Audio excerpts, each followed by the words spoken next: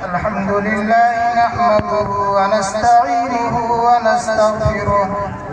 ونعوذ بالله من شرور أنفسنا ومن سيئات أعمالنا من يهده الله فلا مضل له ومن يضلل فلا هادي له ونشهد أن لا إله إلا الله وحده لا شريك له ونشهد أن سيدنا وسندنا ونبينا ومولانا محمدا عبده ورسوله أما بعد فقد قال الله تبارك وتعالى في القرآن المجيد والفرقان الحميد أعوذ بالله من الشيطان الرجيم بسم الله الرحمن الرحيم الرحمن علم القرآن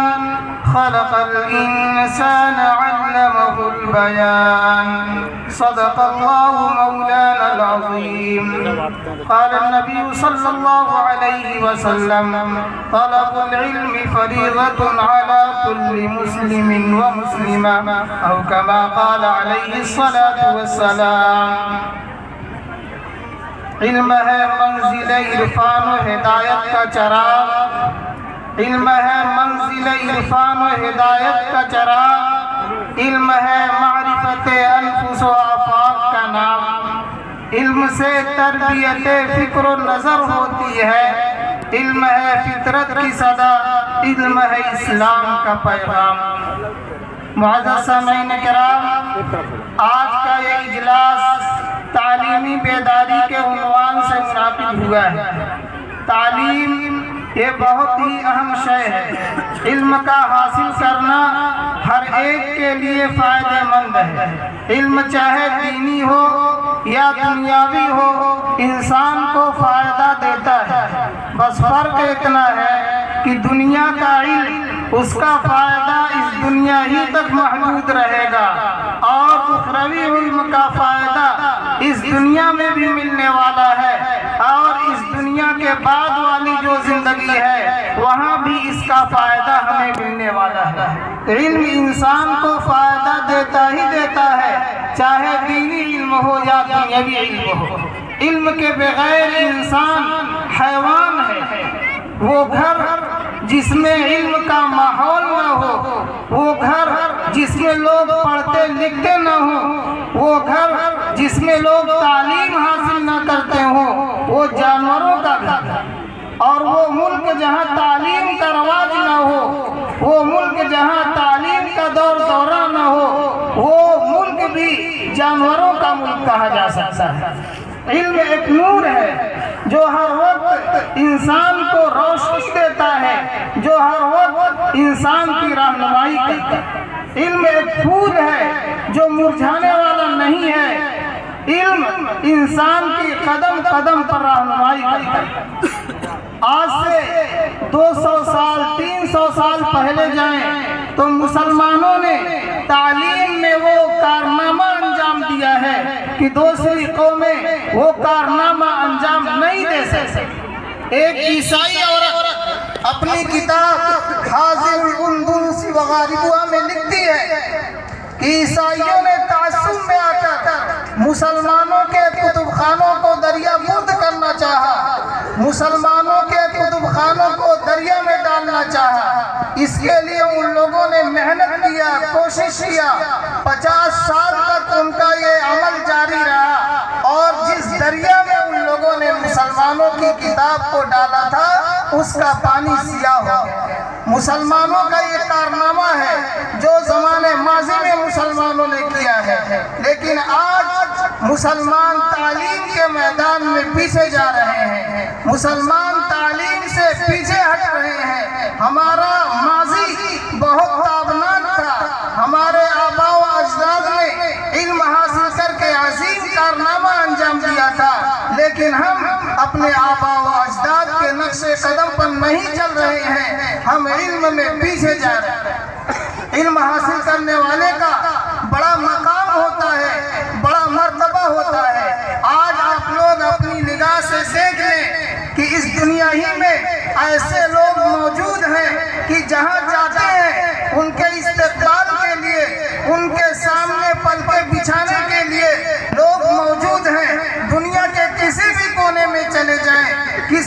گوشے میں چلے جائیں، ان کے استقبال کے لیے،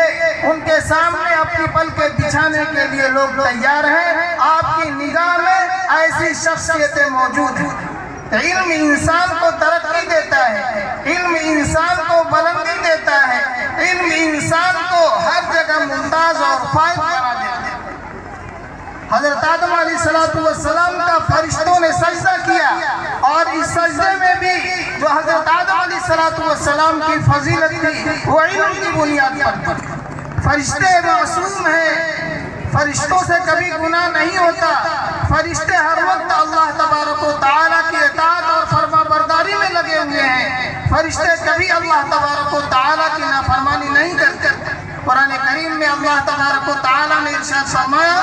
فرشتوں کے متعلق، لا یعصون اللہ ما امرهم ویفعلون ما یؤمرون، کہ فرشتے اللہ تبارک و تعالیٰ کی نافرمانی نہیں کرتے، فرشتوں کو اللہ تبارک و تعالیٰ نے جو حکم دیا ہے اس میں لگے ہوئے ہیں۔ لیکن جب اللہ تبارک و تعالیٰ نے حضرت آدم علیہ السلام کو اس دنیا میں خلیفہ بنا کر بھیجنا چاہا تو فرشتوں کے بھی ذہن میں یہ بات آئی کہ اللہ آپ ایسی مخلوق اس دنیا میں پیدا کریں گے جو فساد پھیلائے گی، جو قتل و غارت گری کرے گی۔ اللہ تبارک و تعالیٰ نے فرشتوں سے فرمایا کہ حضرت آدم علیہ السلام کو خلیفہ بنا کر دنیا میں بھیجا جا رہا ہے، اور خلافت کے لیے علم چاہیے، اور فرشتوں کے اندر علم نہیں ہے۔ تو حضرت آدم علیہ السلام کو جو فضیلت دی گئی، حضرت آدم علیہ السلام کو جو فرشتوں پر اہمیت دی گئی وہ علم کی بنیاد پر دی گئی، اور فرشتوں نے یہ اقرار کیا کہ لا علم لنا الا ما علمتنا، اے اللہ آپ کی ذات پاک ہے، ہمیں وہی علم ہے جو آپ نے ہمیں دیا ہے۔ تو حضرت آدم علیہ السلام کو فضیلت علم کی بنیاد پر دی گئی۔ تو انسان علم حاصل کرتا ہے، انسان علم سیکھتا ہے تو علم انسان کو ترقی دیتا ہے، بلندی دیتا ہے۔ مامون رشید کا زمانہ تھا، شور برپا ہوا، مامون رشید، ہارون رشید نے سوچا کہ دشمنوں نے کہیں حملہ تو نہیں کر دیا، یہ کیسا شور ہو رہا ہے، یہ کیسا ہنگامہ ہو رہا ہے۔ ہارون رشید نے قاصد کو بھیجا کہ وہ پتہ لگائے کہ یہ شور کیسا ہو رہا ہے، یہ ہنگامہ کیسا ہو رہا ہے۔ قاصد گیا اور پتہ لگا کر کے آیا تو معلوم ہوا کہ حضرت عبداللہ ابن مبارک بغداد میں تشریف لا رہے ہیں، اور ان کے استقبال کے لیے لوگ قصیدے پڑھ رہے ہیں، اور یہ ایسا ہنگامہ ہوا۔ کچھ دیر کے بعد عبداللہ ابن مبارک کو کھانسی آ گئی، اور انہوں نے الحمدللہ کہا، اور الحمدللہ کے جواب میں جو لوگ موجود تھے، سامعین موجود تھے، سب نے یرحمک اللہ کہا، اور پھر آواز گونج گئی۔ تو ہارون رشید کی بیوی نے کہا کہ یہ حقیقی بادشاہ ہے، آپ بھی بادشاہ ہیں، لیکن آپ کا استقبال اس طرح نہیں ہوتا جیسا استقبال عبداللہ ابن مبارک کا ہوا ہے۔ اور عبداللہ ابن مبارک کو چھینک آئی تو جواب دینے والے اتنے لوگ موجود ہیں کہ بالکل شور ہو گیا، بالکل ہنگامہ ہو گیا۔ اصلی بادشاہ تو عبداللہ ابن مبارک ہیں، جن کے استقبال کے لیے اور جن کے سامنے اپنی پلکیں بچھانے کے لیے لوگ تیار ہیں۔ تو علم انسان کو ترقی دیتا ہے، علم انسان کو بلند مقام اور بلند مرتبہ دیتا ہے۔ حضرت عمر فاروق رضی اللہ تعالیٰ عنہ سے ان کے والد کہتے تھے کہ تم کچھ نہیں جانتے ہو، تمہیں تو گھوڑا چلانے کا بھی ڈھنگ نہیں ہے۔ لیکن جب حضور پاک صلی اللہ علیہ وسلم کے دامن کو حضرت عمر بن خطاب رضی اللہ تعالیٰ عنہ نے تھام لیا، اسلام قبول کیا، آپ علیہ السلام کی تعلیمات کو سیکھ لیا، تو وہی عمر جن سے ان کے والد کہا کرتے تھے کہ تمہیں گھوڑا چرانے کا بھی ڈھنگ نہیں آتا، اب وہی عمر پوری دنیا پر حکمرانی کر رہے ہیں۔ اس بہت بڑے خطے پر حضرت عمر رضی اللہ تعالیٰ عنہ کی حکومت رہی، بہت سا نظام حضرت عمر رضی اللہ تعالیٰ عنہ نے قائم کیا۔ حضور پاک صلی اللہ علیہ وسلم نے فرمایا کہ میرے بعد اگر کوئی نبی ہوتا تو وہ حضرت عمر رضی اللہ تعالیٰ عنہ۔ تو علم کی بنیاد پر انسان کو ترقی ملتی ہے، علم کی بنیاد پر انسان کو بلندی ملتی ہے۔ علم جو بھی ہو انسان حاصل کرے، کوشش کرے، محنت کرے، اپنی طرف سے انسان کوئی کمی نہ کرے، کوئی کوتاہی نہ کرے۔ ہم اپنے بچوں کے لیے فکر مند رہیں اور اپنے بچوں کے بارے میں سوچتے رہیں کہ کیسے ہم انہیں تعلیم دیں گے۔ کچھ پیسہ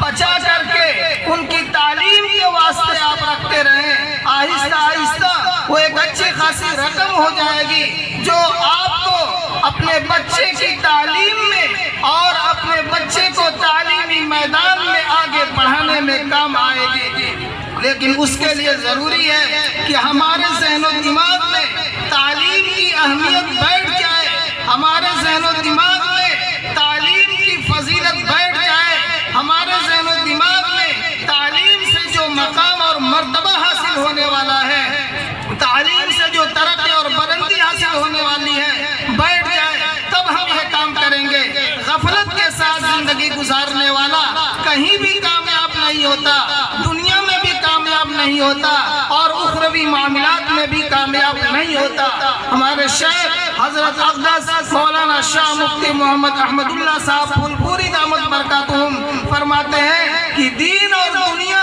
دونوں اعتبار سے انسان کو چوکنا رہنا چاہیے۔ ہم دین کے اعتبار سے بھی چوکنا رہیں کہ دین میں کہیں سے کمی نہ آنے پائے،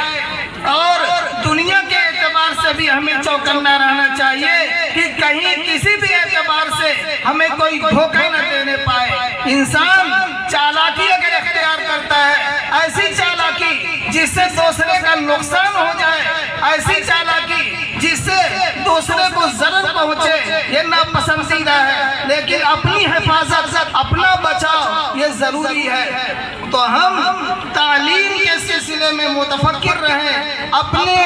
لیے بھی، اپنے بچوں کے لیے بھی، اپنے رشتہ داروں کے لیے بھی، اپنے متعلقین کے لیے بھی یہ سوچتے رہیں کہ کس طرح یہ لوگ تعلیم کے میدان میں آگے بڑھیں گے، ہمارا کیسا کردار ان کے لیے ہو سکتا ہے، جس طرح سے ہم تعاون کر سکتے ہیں، جس طرح سے ہم ان کی مدد کر سکتے ہیں، اچھا مشورہ دے سکتے ہیں تو اچھا مشورہ دے دیں۔ ضروری نہیں ہے کہ ہم پیسہ دے کر کے ہی کسی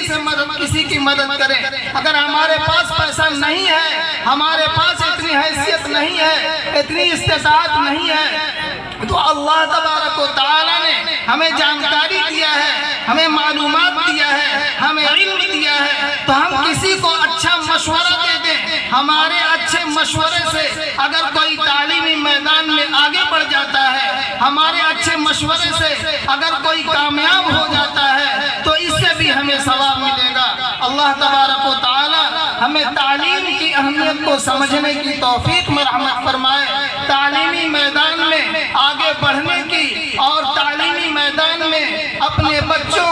گاؤں کے لوگوں، رشتہ داروں، متعلقین کو آگے بڑھانے کی توفیق میں رحمت فرمائے۔ میں انہی چند باتوں پر اپنی تقریر ختم کرتا ہوں۔ وآخر دعوانا ان الحمدللہ رب العالمین۔ جزاکم اللہ خیرا احسن الجزا۔ برادران اسلام اور معزز خواتین